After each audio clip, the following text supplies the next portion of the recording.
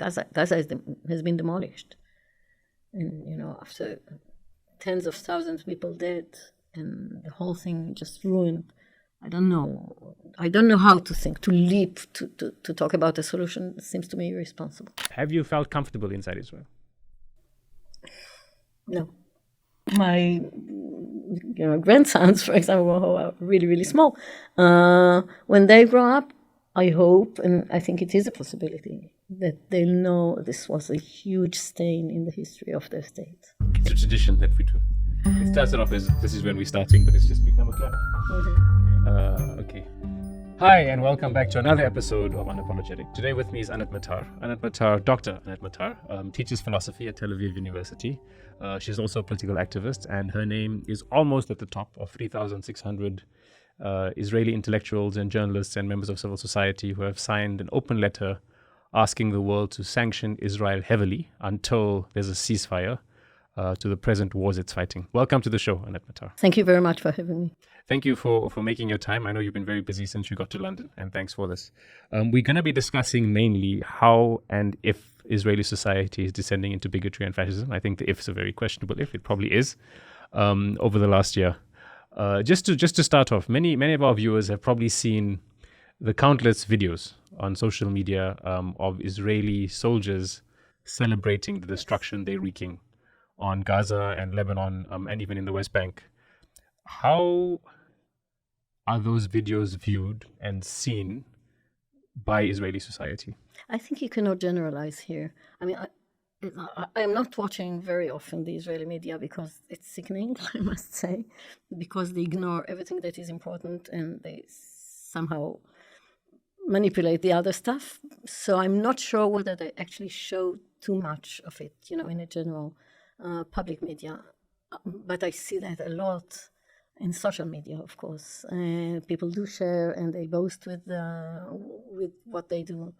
And the response is, of course, it cannot be generalized because some people share these views and are very happy with the happiness of those rejoicing soldiers over bodies, over demolished houses, over the houses they lit fire on.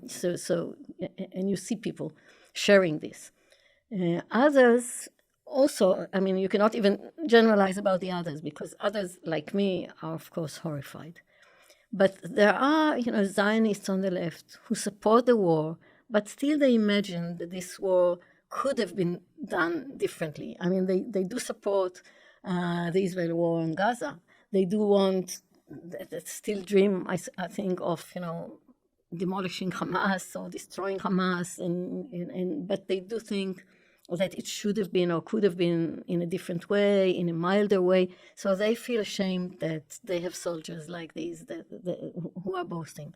Still, they are soldiers themselves. Or they send their sons and daughters to the army, which in my case, it wasn't the case. So as part of my activities throughout the years, something that I do support strongly is avoiding the service. Just avoiding the draft. Yeah.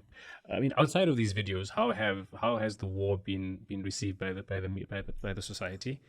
And has it surprised you? As the way as a matter of fact, I don't know why I was surprised, but I was surprised that, because Netanyahu wasn't that popular for at least half of the population, even more than half of the population before October 7th. Now, October 7th happened, and the first thing you think is that now everyone will want Netanyahu out of his office. But the opposite happened. I mean, at the beginning, people said, he should resign. But as time rolled by, more and more people have supported him, strangely, because he conducted the war and because now, first of all, Hamas should be defeated, and then we'll see, and then he should have to go. But at the moment, we should be unified and all that. So you don't really hear any opposition on the Zionist part of the political map. Hardly any opposition to Netanyahu. When you say the Zionist part of the political map, just unpack that for us. It's like we have, in the Knesset, 120 members of Knesset, so 110. 110. So it's just 10 MPs who sometimes talk about. Yeah, of whom 9 are Palestinians, 1 is Jewish. Okay, and I mean, so they are speaking out against the war itself. Never mind Yes. the atrocities and what's been happening. Yeah. I mean, we saw just this weekend, and just actually before the start of the weekend, we saw the violence that happened in Amsterdam with the supporters of Macabe Tel Aviv, Yeah. who in many ways were hooligans. Among the things that they were shouting and chanting was, "There are no schools in Gaza, there are no children left." Yeah. Are these kind of slogans? Is this become normalized in Israeli society? Again, I think I'm not really connected. I mean, because I go to the university, you don't see that at the university. Hardly, maybe in the margin, maybe in the entrance when there is a right-wing demonstration.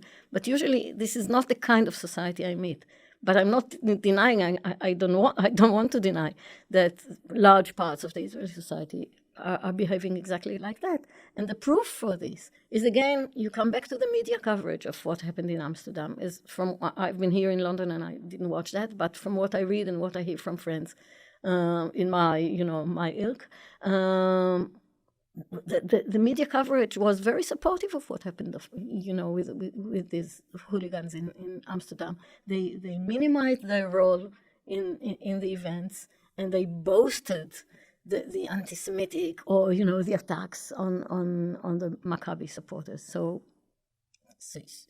there is a large support. I mean, you mentioned the media. Just over the last year, how have you seen the media's role in Israel in terms of getting support behind the war, getting support to, in many ways, this kind of pathological behavior, and also are they being muzzled? Like, have they been actually constrained by the state?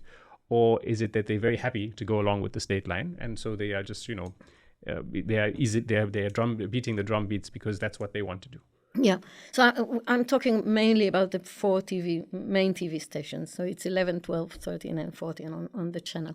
So 14 is a Netanyahu channel. It's very right-wing. Of course, it's been supportive and even ultra-supportive of Netanyahu's war. And, okay, we can forget about all them. The other 3, one is public. And the other 2 are commercial, but still mainstream. So I'm talking mainly about them. And I think there was no real criticism of the war whatsoever throughout this year. I mean, they've been really, really supportive of the war. And they don't see it as a Netanyahu war. They don't look at it from a variety of perspectives. They support because the Israeli society, and they want to look at the Israeli society. The Israeli society is almost 100% the Jewish population, almost 100% backing the army, whatever it does.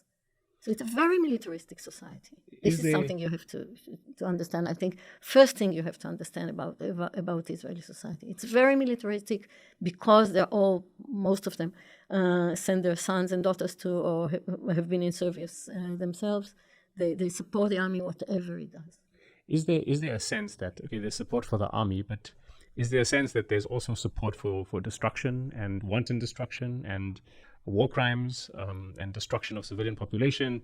Or is that all just sort of blurred because of the noise about fighting Hamas? Like, how do you interpret that? Is it because there's one thing about supporting the military? Yeah. Most nations do that, the society. But then there's another where the society seems to be, or large parts of the society seem to be sort of really supportive of destruction, just wanton acts of destruction. What's your take on that? I think there's a spectrum here. It starts from denial. No, we don't do such things. There are no war crimes. When the international community says that there are war crimes, it's because they're anti-Semitic and because they're anti-Israeli. So this is one position that I keep hearing. The other is the very opposite of it. Yes, there are, and we are happy because, this is Hamas. They are like Amalek, they should be destroyed. The whole population should be destroyed. You hear that, like those hooligans who shouted, that there are no kids in Gaza. There are no children in Gaza. It means that we are happy about that if they're shouting it in the streets of Amsterdam. So it's not that they were crying about the fact that they killed kids. So they are very supportive. These are the 2 extremes, denial or support. in the middle position is acknowledging that there are some war crimes. Not all the army is committing the crimes. Some bad parts or bad seeds, in the army are doing this. They should be reproached. We should punish them even. They should be disciplined. But most of the army, they behave, concretely and intelligently and reasonably and all that. Do they ever mention the word genocide, either as a reproach or as a celebration? Denying. Yeah. So no one ever says this is awesome, this is genocide. I mean, we say it, of course. Yeah. I'm not no one, but it's a small minority. Okay, no. What I meant was there's no advocates for genocide. There was those who are critical of genocide. Are critical of it. That's a good question. I don't remember hearing we are for genocide, but synonyms, yeah. But similar things, synonyms, like we need to wipe when people say, this is Amalek, Hamas is Amalek, it's almost amounts to calling for genocide. I mean, there are no schools left because there are no children is also a genocide. Exactly. Okay. We'll burn down your villages. Yes, yeah. Of course, absolutely. So what is this? There have been protests against Netanyahu, even in this last year, some of the biggest we've ever seen. Mm-hmm. Are these related to the corruption charges? Are they related to the handling of the hostages, which I'm sure they are? But is there an element of these protests, and if they're very small, then give me a sense, they're anti-war protests? Or is it just about other protests, just about, we disagree with how the war is going about, and mainly around the hostages? Or are they actually anti-war protests or war protests against war crimes and atrocities? Like, what's your interpretation of those protests? Okay. I was very disappointed about that as well. Because at that time I was in Israel. I've been in London just for a short while. Because a couple of years ago, there were huge demonstrations against Netanyahu and his government. And it was both because of the corruption, but even more so because of the judicial reform they intended to implement. So you saw the universities coming out, presidents of the university marched, in the streets with the flag, the Israeli flags. The streets were really filled with people marching and demonstrating. I didn't see anything like that. I expected. And I didn't see anything similar to it after the war started and throughout this year.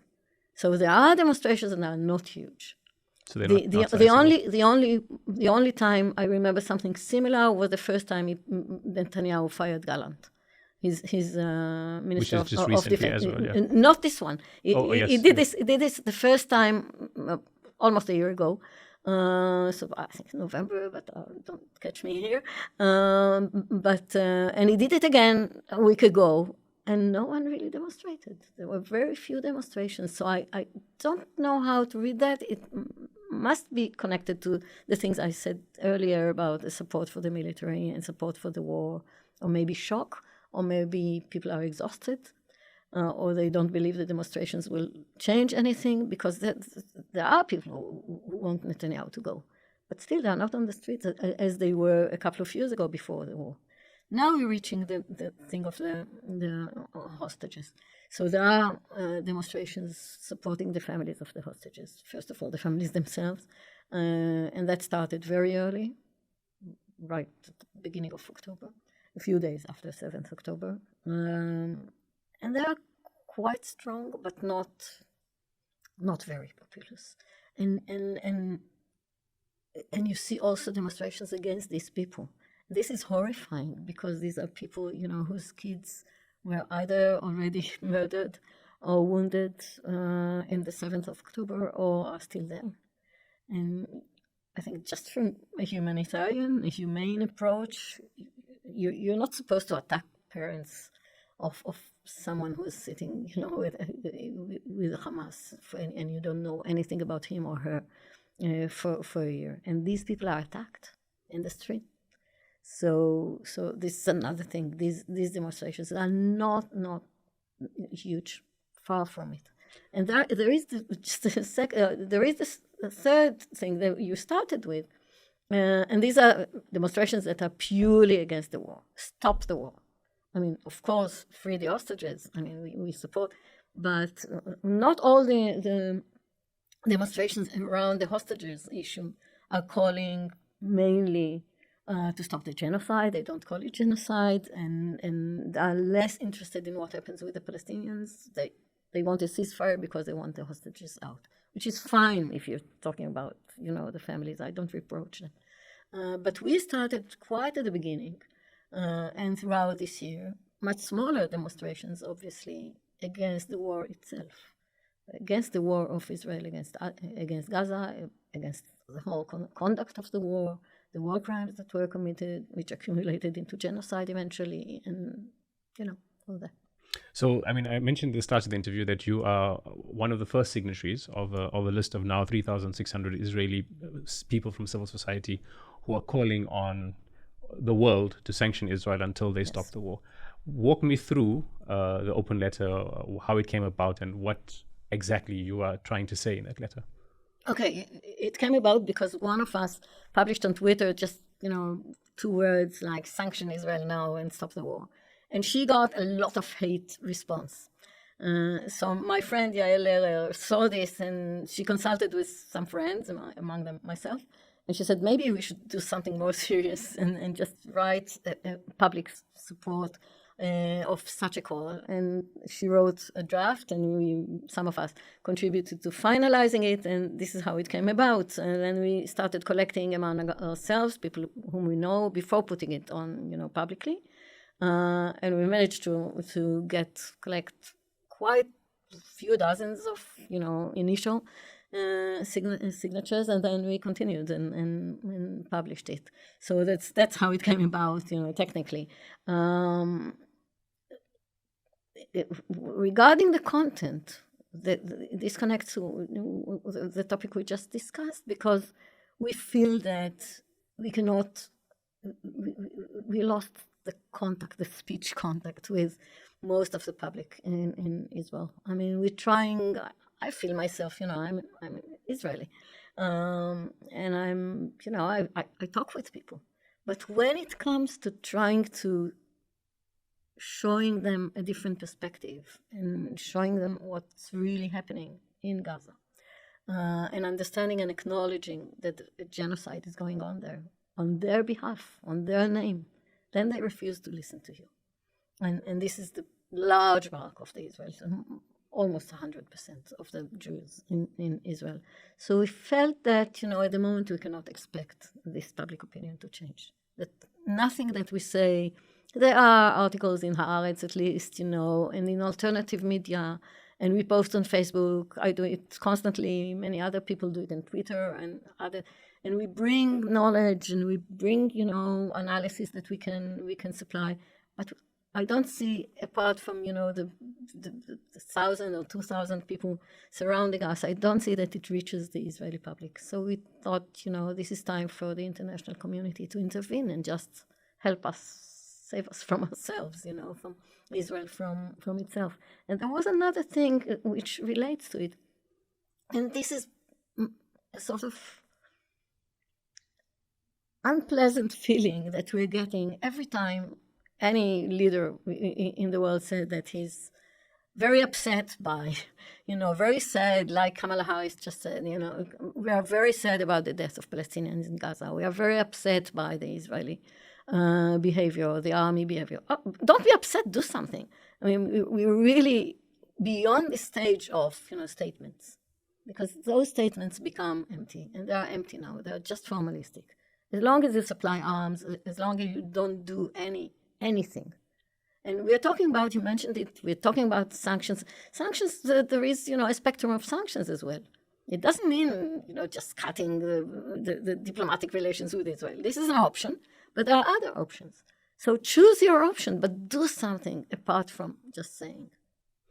You mentioned it's difficult to even have conversations now in society about trying to show them the injustices of the war.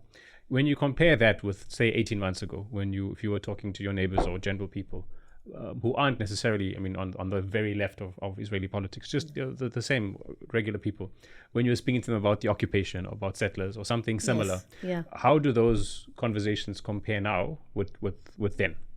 Yeah, I think it's interesting because they almost remain the same. So because those people who didn't look nicely at they opposed the occupation and they opposed the settlers' policy, and of course they opposed the settlers' violence, which just became more and more violent during this year. They still denounce that. They don't see how it continues into So what so there are people in Israel, you're saying, who still would denounce settler expansion and settler violence, exactly, but don't denounce the war, and still are talking about two-state solutions sometimes, but they don't denounce the war. Exactly. And for them, this is something that saves them from their own self-image, because they say, we're good people. I mean, we support the two-state solution. We are for peace. We are against the settlers. What do you want? I mean, they attacked us. We have to fight. And you see this abroad, by the way. I just wrote a small article against Michael Walzer, his just wars conception. And I followed what he was interviewed and what he published. And this is exactly this. This is a kind of, liberal Zionist, leftist Zionist, who exactly adopts such an attitude that, I am for peace, I am for a two-state solution, I'm against the settlers, I'm against Netanyahu. This is Netanyahu's war. But still, he calls it Netanyahu's war, but still, this is a war that should be fought. It's a just war, and we're all for it. And,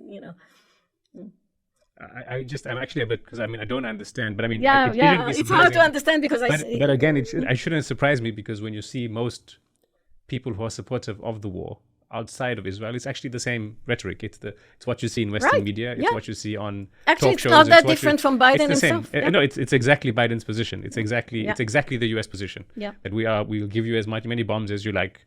But of course, at the end, we want peace. And Israel has the right to and Israel has the right to defend itself, and you need to stop. What is Israel? We will Which sanction Israel? settlers, and we will sanction this, but we'll take some more bombs. Yeah. So actually, it's the position. It's probably the prevailing position. At least in the West, and I think like 40% of the Israeli population. So just roughly, I'm saying. Maybe it's not. You mentioned Haaretz, and we're gonna come to that a bit later in the interview. But first, I just want to speak about, in June, there was a bill that was passed in the Knesset. It was drafted in collaboration with the National Union of Israeli Students to have academics like yourself who speak against the state of Israel or express support of terrorism, which I guess is interpreted quite liberally, to be terminated without severance pay. What's happened with that? And just, can you give me some anecdotes? Can you give me some input? Do you have any of your colleagues being impacted? Just what's happened with that particular bill? Okay, I think it hasn't passed, if I'm not mistaken. Okay, I think it's on the table. I think it's on the table. I think it passed the first call. We have to have three. I think it passed the first, but not the two others.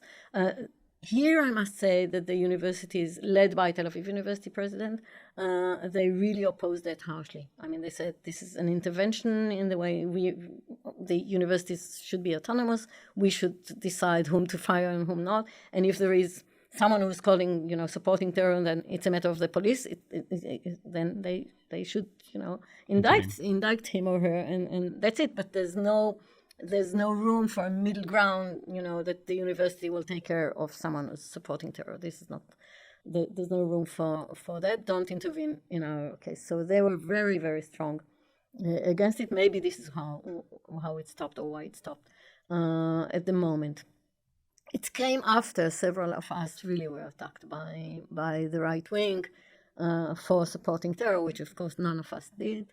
I think the most severe case was the case of Palestinian professor of criminology, Nader Shalhov-Kevorkian, from the Hebrew University, and she was interviewed. She spoke in an interview about the war. She expressed very non-consensual views, but nothing whatsoever supporting terror. And then the university just let her go. I mean, they didn't fire her, but they just stopped her from teaching and from supervising students for a while. They said it was just for a while. Then it got into this kind of looping, and then the police arrested her. And when the police arrested her, then the university backed her, because they said, no, it's not a matter for the police. But they never retracted what they said. And eventually she found, I think rightly, that she has no place there, because they said, you should go. I mean, we're not firing you, but maybe you should look for another place to teach, which is horrible. It's the last thing you expect from the institution where you've been teaching for years. And this is what happened to her, and then she quit. There's three things I want to pick up from your answer there. The one would be on the status, and it's actually what I wanted to discuss even when you mentioned it sooner, but just how Palestinians living in Israel have been impacted. And then the other one is about the fact that this was a student collaborated, drafted bill, which is a bit strange because often students, generally speaking, globally are on the left compared to their parents or compared to the administration, which is something else I want to speak about. And the third is, which is a bit of a ray of hope, which was that the universities are possibly the reason why this bill was not gone through all three rounds. So let's start with the last one. That's my hypothesis. So that's your hypothesis. Take my words. Okay, but either way, seriously. but the university was supportive of this bill not being passed, right? Yeah. So what's behind that? Because so far everything you've been saying is that it seems like the society is behind the war, pro-war. Can you unpack that a bit for me? Yeah, I think the self-image again of the universities, that exactly they belong in a gross generalization, of course. The universities are different from each other and from the general public, but still their self-image is the same kind of liberal, Zionist, Jewish, but open and democratic institution. So as a democratic and liberal institution, we are not going to give the right-wingers a say in how we manage the university. It's our autonomy, it's our faculty. Let us decide how to deal with that. Oh, is it possibly also a case of maybe down the line, if they allow interference now, then down the line a lot more changes? And as I said, these are the people who were very, very vocal a couple of years ago against the judicial reform. Yep, okay. Yep. And then on explain to me the mentality and sociology and thoughts of Israeli students. You mentioned not in Israel when I said students are usually more left than their parents. Well, usually most of the students in Israel serve in the army. I think that says it all. Most of them do not evade the service. They go. And once you go to the army, I think again, there are exceptions, but you're on the track. Like, you're behind this wall, and you become blind to several of the things that other people in other states, when they're young, they're open, and there's nothing that binds the thinking. Here, when you go to the army, in Israel, when you go to the army, this blocks your vision in a way. Do you think it's the army only, or do you think it's maybe even the way the education syllabi has been changed, structured over the last Because decades? the education is a militaristic education. Children from kindergarten on are, they know they're going to, the destination is to go to the army eventually. Of course, they learn some other stuff. It's not that it's not a military academia. It's just, so they go to regular schools, but the mentality is a mentality that's backing and supporting the army. And then the third point is, how are your fellow Palestinians living in Israel? How have they been dealing with all of this? And how has their reaction been? Because I'm sure their reaction's also not, monolith. It's probably also quite different. Okay, I've two answers to this. Yes. So I'll start with mentioning that I also belong to, actually the main thing that I've been doing as an activist in the last years is in an organization called Academia for Equality. And we are a leftist organization in the academia. We have something like 900 faculty and students members. It's a member organization, and we've been acting in all sorts of frameworks, not only regarding Palestinians and the occupation, but also other stuff. And on 7th October, we realized that there's going to be a problem with the Palestinian students, first of all, because Palestinian students posted some things that were taken as support of Hamas or taking of support of terror or just, ridiculing the Israeli hostages or whatever. And they were called to trial in the universities, or they were suspended from their studies.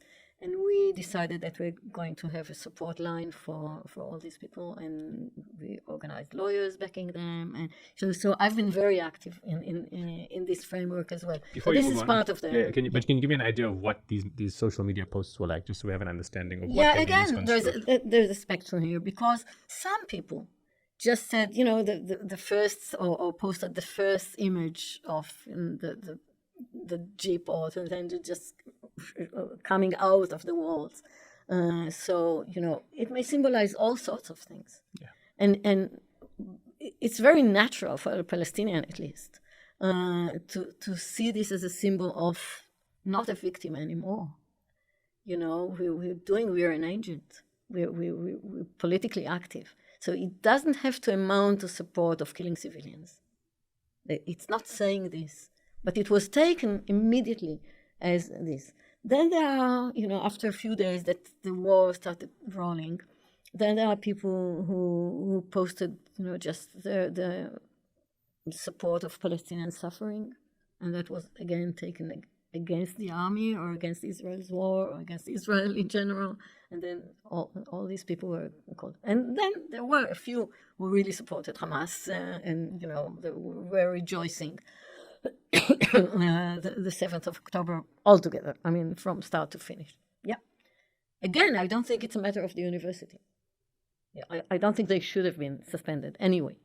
But we followed, we kept track with all this. We've published a report about that. So there have been many cases, and also the organization Adala took care of the legal stuff mainly. Okay, and that was the first part of your answer. The second part about how generally Palestinians in Israel feel. Oh, yes, yeah. Yeah. That was the first part, and the second is not about students in general. And I think here many of the Palestinians I see are horrified, because it connects to the first point, are horrified by the idea that they'd be persecuted. So I think they're lowering their heads, they're just behaving calmly, they don't want to take part in demonstrations. It took a long, long time until there were demonstrations, against the war and supporting the Palestinian cause in the Palestinian villages and towns. First of all, because it wasn't allowed, but also because there was this, I think, suspicion that something bad is going to happen to them, and people don't want, to get involved in something that will shatter their lives. And I really understand that. It's frightening. It's horrifying. I mean, because the police now is the police of Ben-Gvir. Yep. Have you seen incidences of Palestinians in Israel being more afraid or being discriminated against more severely, or being being victims of racism or anything of that sort? Yes, of course. Well, I think the most celebrated case was the members of Knesset and Mohammed Barakeh, who is the head of the General Committee. Follow-up committee of the Arab population in Israel, and they wanted to demonstrate. These are very, very known people, political persons in Israel, and then they were arrested by the police. And then some of us went demonstrating against the police, and people were arrested in our demonstrations. And then they tried to just be, just form a very small demonstration, a vigil, actually, of something like 10 people of those celebrities. And then they were chased again by the police. So nothing could have been done. It was very early, relatively speaking. It was still in 23. But still, what is this that you cannot demonstrate? Because in Israel, in Tel Aviv, Jews demonstrated like whatever they wished. What about you? You may not have enough first-hand experience with this, but what about Palestinians in the workplace, just going about their everyday life? My workplace is Tel Aviv University. We don't see many Palestinians there, but not in faculty, but students there are a lot, and students were active. But again, in Tel Aviv University and in other places, they were not allowed to demonstrate first, and then they were allowed to demonstrate, but only outside the university gate, just at the entrance to the university, but not inside the university like we used to do in the past. So there are also here, even in the university, which is, as I said, democratic, or at least its self-image is like democratic and liberal, there are restrictions, heavy restrictions against these demonstrations. Okay. Earlier on, you mentioned Haaretz. Recently, the Haaretz publisher was disavowed by his own paper because he said the following statement. He said, the Netanyahu government doesn't care about imposing a cruel apartheid regime on the Palestinian population. And then what got him in trouble was the line where he says it dismisses the costs of both sides for defending the settlements while fighting the Palestinian freedom fighters that call that Israel calls terrorists. Now, even Haaretz disavowed him because they interpreted when he said Palestinian freedom fighters that he was referring to Hamas. But even now, Haaretz has said that the north of Gaza is being ethnically cleansed. They wrote an editorial saying that. Yes. And you mentioned, it's interesting because in my mind, covering this for the last 2 decades, Haaretz was always seen as a very mainstream Israeli voice. But now when you spoke about it 10 minutes ago, you said Haaretz and some alternative media. Yeah. Right? So, how has that spectrum changed? How many people still read Haaretz? What is their impact? I don't know.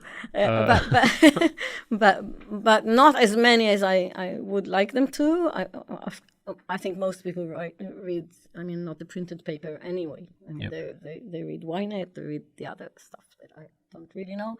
I think these are the most popular. There is Israel Hayom, which is again a Bibi supporter paper, and it's for free. It's just handed out in the street for free, so people take it. So I don't think many people read Haaretz, but it's not small. It's like not an alternative venue. Still, it's a mainstream outlet, and then I think they've been quite okay. How are they perceived though by the Israeli society? As radicals. Actually, I think as more radical than they are, but because there is a spectrum even there. I'm not very happy. I haven't been very happy with some of the things they published in the last year. No, especially, I'll cite especially one thing, and that was the general dislike of the demonstrations abroad. They ridiculed the pro-Palestinian demonstrations, like these are young people, they don't know what they're demonstrating, they don't know, from the river to the sea, they don't know which river, they don't know which sea. So this is something you could see again and again and again in Haaretz even. I'm not talking beyond that, but even in Haaretz. So there was this. It's not, it just, and it's not a party paper. It's okay that you have a spectrum of views, but I was quite disappointed by this. You saw a lot of these interventions against the international community. Shock and called even for sanctions. And in that speech, which is very nice. This is exactly what we are calling for. I would like even to hope that maybe it was because it was a few days. It was a few days after we published it, and a relative of him signed this our call. So maybe it had to do with that. Maybe not. It's not such an original thought, but I'm very happy that he called for sanctions. I think that's fantastic. Okay, so you said they're now seen as radicals. Were they seen as radicals 18 months ago? Was Haaretz seen as radicals 18 months ago, or just a leftist paper? It is a leftist paper. No, I know, but have they moved in the last 18 months from being a leftist paper to radicals, or were they just always in terms of perception? I don't know. Again, because there is this spectrum. So as I said, the whole part about the international community was not to my liking. But there are several writers there. Of course, the known names. Amir Haas, Gideon Levy, Nir Chasson, Hagar Shazaf. I can name on and on. So they've written very nice coverage and reports and views that I totally support. And also, the editorials were some of them very strong and good. We're about to start moving away from sort of the present and just moving a bit into your past and even how Israeli society works. Just before that, you've been in London now, I think, for about 2 months or so, yes. And you go back to Israel in about a month and a half. Given what you say about how society in Israel has been throughout this year, have you felt comfortable inside Israel? No. The fact is, no. Tell me more about that. Yeah.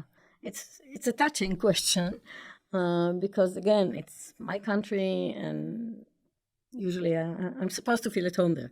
I was born and raised there and lived there all my life, apart from here and there. But yeah, and no, recent months were. The last year was terrible. Even people I expected to be more or less on our side, I was disappointed with. The university was very silent when it was silent, and when it wasn't good. They came out against me also in one particular case. And there's also this feeling that you go on the street and you see people and you think maybe these are pilots who just came back from the war. Maybe this young guy who's standing before me, at the supermarket, just came back from. It's not a nice feeling. It's not a nice feeling. And are you alone in feeling this way? I mean, I'm No, sure you're not. I'm sure you found a few. No, I think funny to say that, but apart from very close friends and family, and so the closest circles, there is Facebook. I mean, there is social media, and it's quite comforting in this respect. Even people you don't really know personally. I mean, people I haven't met, but still you come to know them throughout the years in your activity and writing and publishing and liking and sharing and all that. It gives you some strength. I mean, you mentioned earlier on that you were born in Israel. You've lived there your whole life. Tell us about that. Tell us where exactly in Israel you were born. What was your family home like? What was the Israel you once knew before? I mean, what was it then compared to now? Well, I was born before 67, so it was a very, very different Israel. My father was a communist, so I left his education from early on. He has an interesting life story, and I grew up on his story and on his approach. And my mother was a Zionist, but not a vehement one, and she supported my father anyway. So there was no inconsistency there. But it's his voice. I remember from very early age that I learned about the Fire Zone 9 in the Galilee. I mean, something that Palestinians were supposed to evacuate because of army exercises, and he was very upset about that. So these are things that you catch up, from childhood, and then it shapes throughout your life. This is how my children were shaped eventually. So that is it. I grew up very close to the university, actually, to Tel Aviv University, where I ended up working. And I went to regular school and a regular high school, and I went to the army. But then my sons didn't eventually. When you were in that phase of your life, when you were going to school and going to the army and studying, what did you think Israel would be? I'm guessing about 45 years later, or 40 years later. What is your vision of what the society you were building back then? Yeah, well, so I cannot say about my childhood because children are children. Yes. I mean, it's not a sophisticated approach anyway. But from, let's say, high school, I was, as a high school student, I was already, sort of active politically. I went to demonstrations. That was Peace Now, then, or something similar, or the Communist Party demonstrations, which mostly called to the end of the occupation. Then it was after, of course, 67 when I was in high school. So it was dismantling the settlements when there were very few at the time. So dismantling the settlements, a two-state solution, that was something I supported throughout. And when I did go to the army, I said that if I'd be sent behind the Green Line, then I refuse. So that was already there, but very, this kind of thinking. And I thought that this could be achieved. At that time, and through maybe my 20s. When you say this could be achieved, what's a this? Two-state solution, dismantling all the settlements, Oslo, coming back to... if Oslo was actually... before Oslo, the Oslo wasn't then there, but just a really, really two-state solution. A Palestinian state and the Israeli state, which I didn't want to be Jewish, actually. I didn't like the main Zionist idea. I don't think the idea of a Jewish state is a reasonable one. So even that I knew already. But I thought the two-state solution is feasible. So a secular Palestinian state and a secular Jewish state. Other state. Yeah, secular other state, okay. Yeah. That, and I really, really thought it was achievable, even during my 20s. When did you start realizing that it's probably not going to happen in a linear or in any sort of, with an easy path? Yeah. Well, the Oslo Accords were problematic in this respect. I, at the time, supported them, but quite soon after, because there were debates, and I listened to those critical voices, and I knew very well some of those critics. So although I supported, because even the Communist Party sort of supported, I knew it was wrong, but I thought maybe it's better than, having nothing. And then the Palestinian Society supported it, and Yasser Arafat, of course, supported it. So I thought, how bad could it be? So it's better than nothing. Gradually, I started understanding that was a huge mistake of me reading the map, maybe even of Rabin not reading the map. I don't know what to attach to his intentions, but I think that's around that time, just overcoming the hope from Oslo was a first station of my doubt. And then after the Second Intifada, I saw that it's going to be much more problematic, because then I think the Israeli society that we were talking about in the last hour started shaping, much more to the right. All leftists that I knew shifted to the right, and I saw, and by then there were many more settlements. So the idea of taking them out was less realistic. I still hope somehow they would be dismantled, but at the moment I see no hope anyway. You mentioned that you're growing up in your home, your father was a communist and your mother was sort of like a soft Zionist. Yeah. Do you imagine that that kind of configuration, there are many homes in Israel that are configured like that right now, or not anymore? No, not anymore. And very few. And why would that be? Just because of the general move the to the general right? shift to the right. Yeah. Okay. We've spoken about settlers and the settler movement. And yes, there are many more settlers now than when you were what now seems as pipe dreams in your 20s when you were having them. And they are much more influential. In terms of, because we're speaking about Israeli society, when you think of, and you may not know this again, and I don't want to generalize, and I know you won't generalize, but when you think of the mindset of a settler and compare that with an urban dweller in Tel Aviv, what's if as an outsider, what would be the easiest way you explain to me what their difference in mindset is?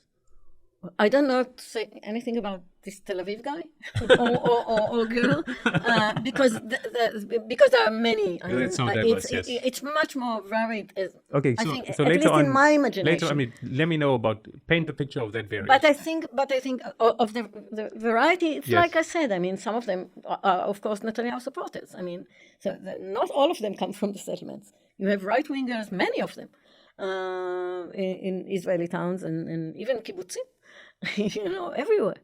And then there are just regular Zionists. In the middle, this unidentified middle, but it's a huge middle. All those Lapid supporters, Benny Gantz supporters, whoever their names are, Lieberman supporters, I don't see the difference between them, but it's a large bulk. And so there are those. Most of them, or at least some of them, are not happy with the settlements. Anyway, they don't have a settlement mentality. And they do, I think, are telling themselves, or they used to, that they are for a solution. Even if not a two-state solution, that, the Palestinian state should not be a state, should be an autonomy, should be somehow managed. But they're thinking of a solution. Whereas the settlers, I think most of them are not interested in any solution like that. They just, what solution are they interested in? The voices that I read, at least, I'm not, very familiar with, although I have family there, but, more remote. But from what I know and from my impression, even if they don't support the violence that that we now see from younger generation of settlers, but most settlers want the whole Palestine to be Gaza, West Bank, the Golden Heights. Yeah, I'm not sure about Gaza, by the way. Okay. But because Gaza was, it was behind that wall, and from what I think most of them didn't want to hear about Gaza actually. But West Bank, just occupying it all. You mentioned earlier on that what you call the center, and I know that you also mean the right center, but it's how it's I guess it's the easiest way to explain it. Yeah, it's funny to call it a center. Yeah. Actually. So what we calling the center, but is what we can here. I can generalize. By the way, this is a way to do it. I think because you see it even here in England, you see it in America. As well, Kamala Harris and Biden are not left. Yes, okay, absolutely. the Democratic Party is not left. No, absolutely. They're not even center. They're not even center. Yes. This is center right. So the center right in Israel. So you mentioned earlier people like Lieberman and Gantz, etc. You mentioned that they are solutions oriented. Do you believe they sincerely are looking for a solution, or what type of solution? No, is this? not really. No, I don't think so. So what would be? They're talking about solutions. I tend to agree with that. But what in their minds is the end game? Like in the center right, who we agree that they're talking about solutions. What's their end game? Very good question. I think, again, I would think differently before October 23, because now I'm not sure anyone really has any picture of what's going to happen. And that's actually a good thing that they don't have a picture, because in general, because there is no picture. Gaza has been demolished. And, after tens of thousands of people dead and the whole thing just ruined, I don't know how to think, to leap, to talk about a solution. It seems to me irresponsible, I must say. But before 23, I think that they did think, as I said, not of two states, but some arrangement. Something like, they're very interested, for example, in this peace accords with Saudi Arabia, with the other states like Abu Dhabi and all that. So, do you? I mean, there's increasingly settlers are asking, and Ben Gvir and Smotrich have made it very clear, and Netanyahu kind of plays ghost about it. But I mean, there's now a very concerted effort and move to kind of take over North Gaza and maybe settle North Gaza. And we don't know what's going to happen to the south, because 10 months ago, we wouldn't have said they would be settling North Gaza. So we don't know if 10 months from now, they may be talking about settling South Gaza, right? I mean, they were talking about moving everyone from Gaza to Egypt or somewhere else. But it's an unknown, right? But just how strong, because I was going to ask you, do you think they'll settle? But I think that's an unknown. But like, how strong is that sentiment? Or is the sentiment more, and again, difficult to generalize, but is the sentiment more like, okay, Gaza, Hamas, or just get rid of them? My guess is, again, like I said, this is the picture as I see it. Maybe I'm wrong, but I think, among the Zionist population, it's half and half, more or less. I mean, some people, those university people, just to generalize, the liberal, the Democrats, and some of the supporters of this center, whatever it is, I think they don't want Gaza to be, inhabited by Jews or settlers anymore. I don't think they're interested in that. They want this war to end eventually, and then that Hamas would be destroyed some in a miraculous way, and then that Gaza would be rebuilt. These are the kind of thing that they're not interested in resettling. And then the right wing, which is half, I think they are interested in that. Okay, and they are leading the country. So, my interpretation, and you please correct it. And actually, with my interpretation of, I don't know, and it is a generalization, but from Rabin, right through. With Sharon, Olmert, Netanyahu, Gantz on the spectrum, is that there's obviously people like Smotrich and Ben Gvir who sound like, to anyone who is familiar with the language, from another planet, loony, crazy, bigoted. Completely unapologetic about their racism, everything else. But it seems like everyone else is just kind of I'm not sure about Netanyahu, by the way. Playing an opportunistic game. I don't know where to put him. Yeah. But it seems like most other Israeli politicians are stuck between trying to find a solution and playing an opportunistic game to get as much as they can. Exactly. Or delay a solution or settlement to just try to get as much as they can. And so I think this translates into the overall support of the war. Yeah. Because while there may be sort of a different interpretation on tactics, on brutality to get there, the societies kind of seems like this is going to be better for our final settlement. The more we get now, the more destruction. The way they're interpreting it is the weaker we make the Palestinians, the stronger our negotiating hand. And in this sense, like the biggest ally they've had is time. And I just think it's an opportunity, and the war's an opportunity. And so I don't know. Like, I think if they have a chance to, maybe they don't want to resettle North Gaza, but it's nice to have the option. Maybe they don't want to resettle the south of Gaza, but it's nice to have the option. And if we can do things and get away with having the option, then let's do it. And I think the impunity that they've been able to act with in the last year has made them realize where does this end? It looks like we're getting a license. We can just go on, And I mean, it's not just the US support. It's the lack of, I think most people in the Israeli Knesset are probably surprised by the fact that they could have gotten away with so much and not hear so much from Arab countries. Yeah. Arab and European. Yeah, but specifically Arab countries. Yeah. I mean, European as well. So I agree with 90% of what you said. Maybe the only thing I would disagree with is the generalization about all the list of the names. Because I think Olmert was different, and eventually he's now pushing for a real, what he conceives of a real peace opportunity, and I believe him. Okay. Maybe wrongly, but I mean, that's fair. But I believe him. I think Rabin was a very intricate and interesting figure, and I mean, he wasn't killed just in vain. Yes, absolutely. Just not the right way to put it, but they were after him because they suspected, and I think rightly, that he meant peace. So maybe it's not the way I would look at peace, and well, of course, he was a Zionist, so this is where we part ways anyway. But so he's not exactly like Sharon, and not like Gantz, who is just, I don't know what to say, and because he's so stupid. I mean, it's so lack of any sophistication. It's amazing, I must say. He's sort of a pale Netanyahu. Yep. So there are differences among those leaders, and the worst is Netanyahu. I mean, for sure. I mean, worse or potentially the best at calculating and figuring things out, and being smart. That is probably true, and my guess is that even he was surprised by getting such an impunity all over the world. Absolutely, absolutely. And again, coming back to our petition, the calling for sanctions. Hey, wake up!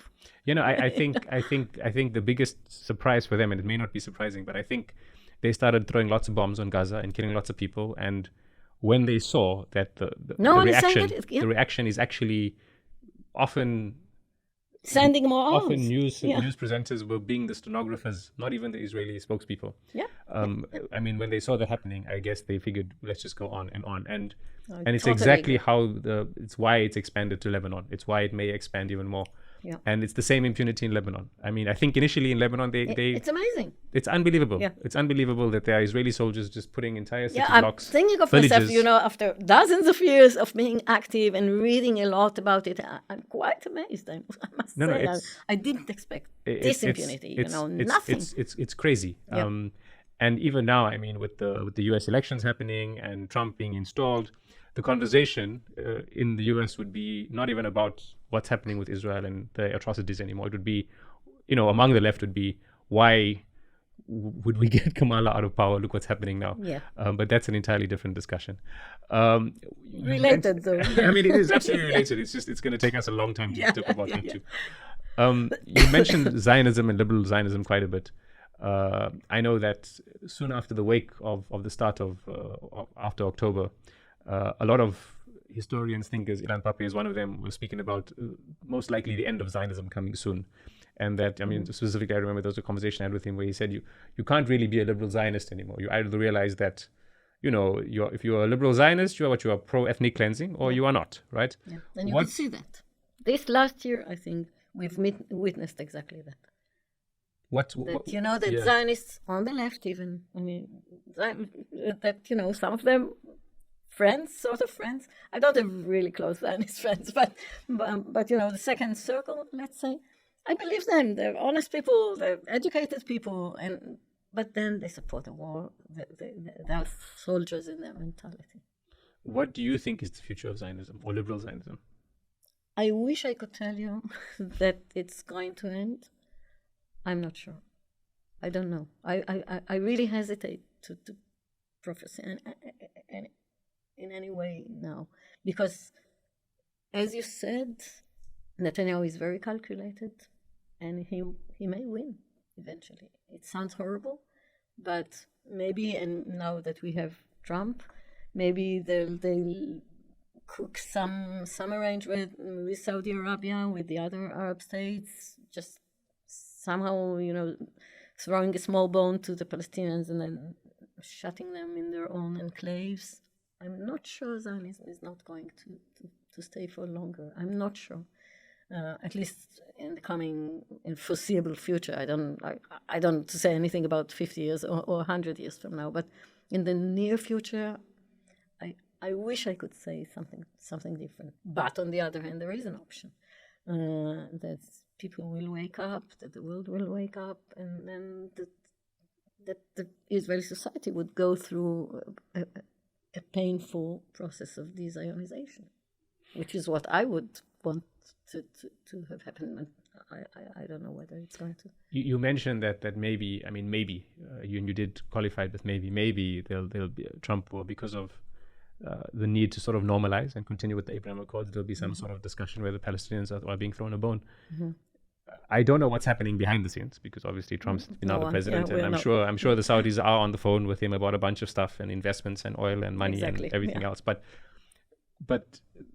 and so we can't say what we don't know, what's behind the scenes. But the open interpretation is that there isn't a lot of pressure being applied. And if there isn't pressure being applied, then I don't see what the incentive would be for either Trump or Netanyahu to give anything or to even normalize. Really? Because you see, normalization makes sense for Israel a year ago or 2 years ago or 3 years ago, because they can be part of the region. They can normalize and they can exist. And I think yes, absolutely. Yeah, I think maybe we're just speculating here now. Absolutely. We went to fantasy land, but but okay, it's nice to be there. So I think maybe Trump is different from Netanyahu in this respect, because maybe Trump has an interest in showing that he can normalize. He's a peacemaker. I'll end all wars. Yes, he's the man. Not even a peacemaker. Exactly. I'll free the hostages. I'll end all the war, and then throwing a bomb here and there and getting his even his own private bank account. Getting a lot of money from the Saudis, and just so maybe by concocting some solution or whatever, and then forcing Israel to do this. So this is Trump, my Trump. As I see him. Netanyahu, he has no interest. For him, I think best would be if this war would go just for years and years. No, absolutely. No, I do agree with you. I agree with you that Trump, it's possible you get a deal, even if it's a horrible deal, but it's because it's the nature of who he is. But again, that deal only occurs if there's pressure from an Arab state, right? Substantial pressure, and if Netanyahu can't sort of game them out of their pressure being meaningless. It's a very tricky and difficult situation, but I think there's a lot of. I think we as humans, when we look at tragedy, we like to hope and think that this will end, and we come up with scenarios to end it. And I just think that the 76-year occupation is probably one of the best examples in human history where that doesn't work. And it's just sad, because it kind of there actually needs to be consistent applied pressure. And I just don't see. The kind of pressure that the Arab states would put on Israel in the 60s, 70s, 80s just doesn't exist anymore. You asked me earlier, how I saw things, when I was younger, and I remember, because that reminded me what you just said. We always said that the Irish problem seemed like it's not going to end anytime soon, and then it suddenly ended. South Africa's apartheid. Exactly the same, and then it ended, and that was a real source of hope for us. The Irish and the South African presidents, and we said, okay, we are the third ones. The third, apartheid, or the third oppressive regime that's going to end, and so here's the first station, here's the second, we are the third. It's coming. But no, we don't see it. It's 33 years ago. I spoke to one of the first interviews I ever had was with Muntar Ishaq, the Reverend, and he mentioned how the defeat of apartheid in South Africa gave him immense hope. It was during the Intifada, and that was 33 years ago. And exactly. Liberation seems further. It isn't as chronologically. It's impossible. It can't be, right? But just in terms of the facts on the ground, it seems further now than it was then. And it's 33 years, and so that's almost half the time of the entire occupation. We've gone to it from 48. Yes. So it's really a long journey. Do you think there'll be a point, and how do we get to the point where what you're asking for in your letter and your colleagues are asking for in your letter, that Israel is sanctioned, that Israel is made some sort of pariah state, that it doesn't get to participate in Olympics? Do you think we'll get there? Do you think that's imminent? That may happen. I think that may happen because what we're asking is not, de-Zionization at the moment. And I'm not sure we would have gotten so many signatures if we asked that. Because many Zionists, I hope, I don't know, sign this petition. I mean, that's really a lot. 3,600, as you said. So it's a much more minor request. Just, in order to end this war, in order to end the genocide, just bring a ceasefire by putting pressure on Israel by sanctioning it. That's it. And that may happen. And I think it may happen because of the popular opinion in many places, even in the States. I mean, and certainly in Europe, and certainly here. So although Starmer's government, of course, supports Netanyahu, supports Israel, what it sees as, as what is worth supporting, maybe the pressure coming from the street will lead to it, to some sanction and some pushing, because I think like Starmer is a good example. I think he's a right-winger eventually, and the fact that he supports Israel, whatever he does, is manifest. Still, I'm quite sure that he does want to achieve a ceasefire. And so why not? And he did stop some arms, Yeah. This is an option. This is a realistic option. But do you think we'll get to the next stage? I mean, South Africa what happened was it was isolated. It was banned from international sporting events. There were proper sanctions placed on the what happened in government. Netherlands may lead to it, by the way. So I mean, there's one thing about sanctions, which you're calling for in your letter, sanctions for ceasefire, and then there's, we now think you are a pariah state. We don't want you to be part of the international community anymore until, we get banned from the UN General Assembly. Do you think we'll see some? I mean, how else do you get there? And again, maybe it will start from South America. So maybe what you're describing may be adopted as, in some states and then crawl up to other states. If it ever happens, then it must be gradual. It cannot be, just something that. But I don't think it's unrealistic. I think, there is such an option. Okay. And I hope there is. Because, as I said, I don't see Israelis convinced otherwise. You've mentioned, just a few more questions. You've mentioned the de-Zionization of Israel. Yeah. How?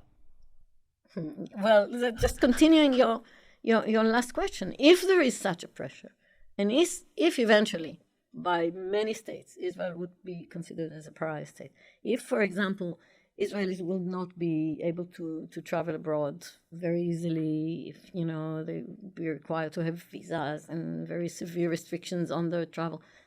Some of these things may penetrate eventually to a consciousness that something must be changed, that,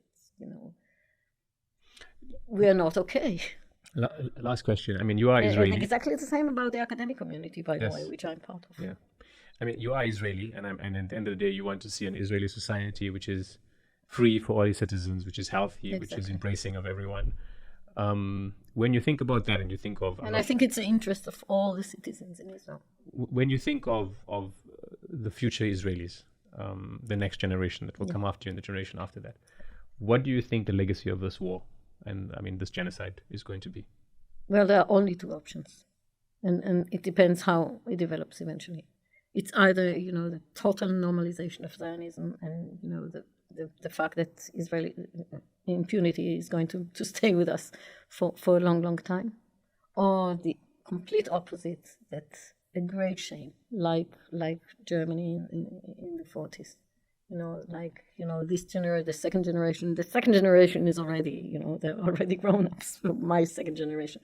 But my grandsons, for example, who are really, really small, when they grow up, I hope, and I think it is a possibility, that they know this was a huge stain in the history of their state, that this is something that have to atone. This is something that, they should be ashamed of in this past, and something that to be reconciled and build things differently. So it is a possibility. Dr. Anat Matar, thank you so much for joining me. You're welcome. Thanks for having me. Thank you.